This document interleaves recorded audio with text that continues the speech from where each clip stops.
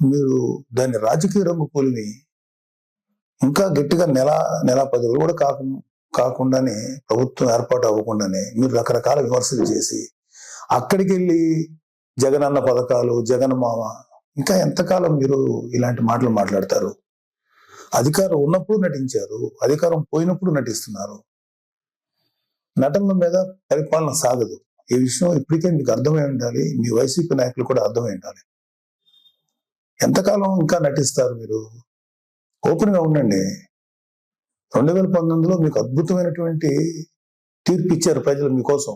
దాన్ని మీరు అత్యంత దారుణంగా, దుర్మార్గంగా ఉపయోగించుకొని ప్రజల నెత్తి మీద కాలు పెట్టి తొక్కారు. ప్రజల్ని హింసించి వదిలేరు మీరు. మీ పరిపాలనలో సామాన్యులు సైతం భయపడ్డారు.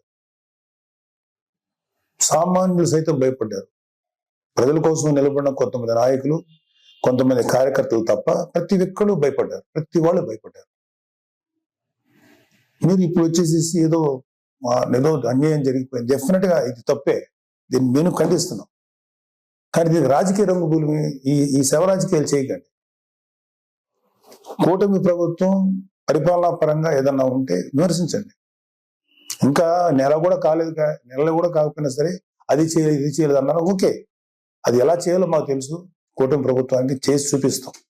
మీకన్నా అద్భుతమైన పరిపాలన ప్రజలకు వస్తుంది. మీరు అద్భుతమైన పరిపాలన మీరు చెప్పుకున్నారు.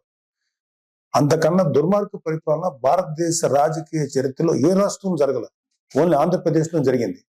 అలాంటి దుర్మార్గమైన పరిపాలన మీరు అందించారు. అంటే కొన్ని కోట్ల రూపాయలు, వేల కోట్లు, లక్షల కోట్ల రూపాయలు ప్రభుత్వానికి, ఖజానాకి గండి కొట్టి, నెక్స్ట్ అసలు అంటే ప్రభుత్వాన్ని సర్వనాశనం చేసి, ఒక గవర్నెన్స్ ఏ విధంగా కొనసాగనివ్వకుండా నాశనం చేసి, మీ పరిపాలనలో లక్షల కోట్ల అవినీతి జరిగితే దాని గురించి మీరు ఎప్పుడు మాట్లాడలేదు. అంటే మీరు పెట్టిన బొక్క, అంటే మన రాష్ట్ర ఖజానాకి కనీసం 2-3 మినిమం 4-5 ఏళ్ళు పడుతుంది మినిమం ముందు ఆ బొక్క పుడ్చడానికి. అంత పెద్ద బొక్క పెట్టి వెళ్ళిపోయారు మీరు ఆంధ్రప్రదేశ్ రాష్ట్రానికి.